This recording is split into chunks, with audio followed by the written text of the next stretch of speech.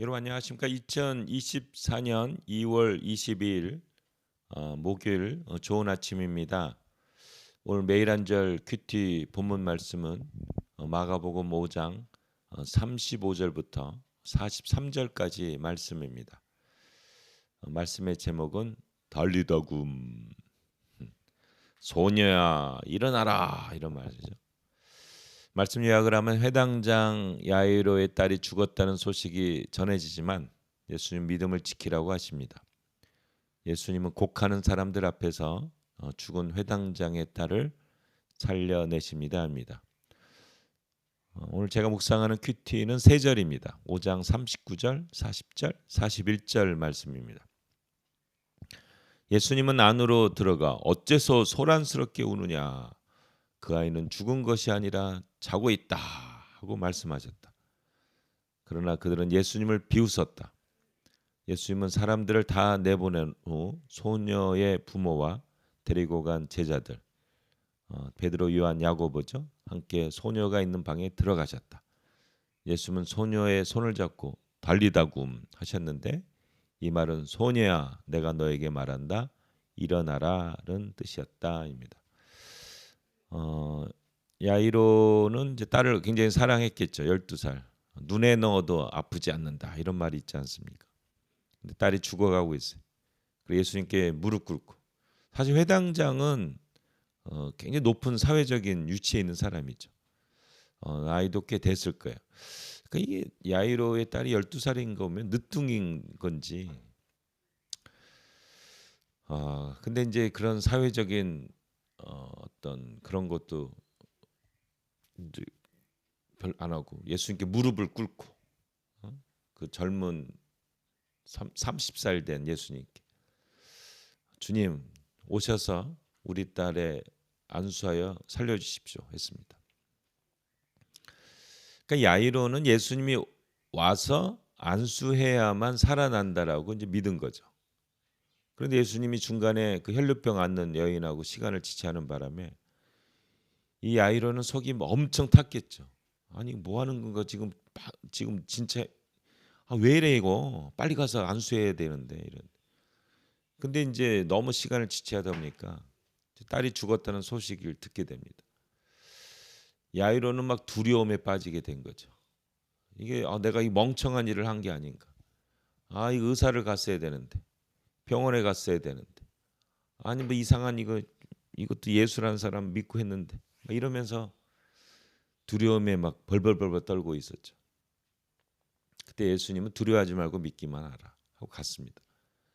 근데 예수님이 이런 말씀을 하세요. 이 소녀는 죽은 것이 아니라 잔다. 그러니까 예수님은 그 야이로는 예수님을 병 고치는 사람 정도로만 생각을 한 거죠. 사실 뭐 많이 고쳤으니까. 그러니까 그 예수는 병을 고치는 사람이다. 이 정도인데 예수님이 부활의 권세자라는 것은 몰랐던 거죠. 그러니까 예수님은 지금 이 야이로에게 부활의 믿음을 심고자 한 거죠.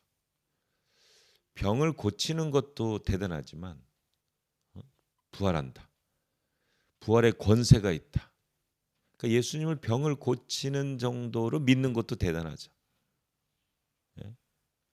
이것도 거짓말이라고 하는 사람 많으니까. 그렇지만 죽은 자를 살리는 부활의 능력을 갖고 있다라는 것, 어떤 그 권세, 어토리티를 갖고 있다는 것은 야이로는 몰랐던 거죠. 근데 예수님이 이 부활의 믿음을 심고자 했던 거예요. 자, 근데 여기서 중요한 게 뭐냐면요.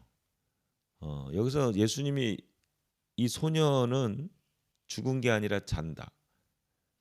이걸 선포했는데 비웃는 사람들이 있었어요. 그 예수님이 그 비웃는 사람들은 다 내보내요. 누구만 데리고 갑니까? 그 소녀를 지극히 너무나 사랑하는 부모, 아빠하고 엄마, 그리고 예수님을 절대적으로 믿는 제자들, 베드로, 요한, 야고보 3명만 데리고, 그러니까 5명, 예수님까지 6명만 데리고 가서 그 소녀를 살리고 그리고 사람들에게 보여줍니다. 왜 예수님께서 6명만 데리고 왔을까요? 그거는 영적인 어떤 스피리추얼 영적인 분위기가 중요하다고 저는 생각합니다. 그러니까 우리가 하나님 사역을 할 때 그 막 부정적으로 막 얘기하고 안 된다, 불가능하다 이런 사람들이 있으면 사역이 안 돼. 그러니까 우리는 믿음의 역사잖아요. 예수님의 사역은 믿음의 사역.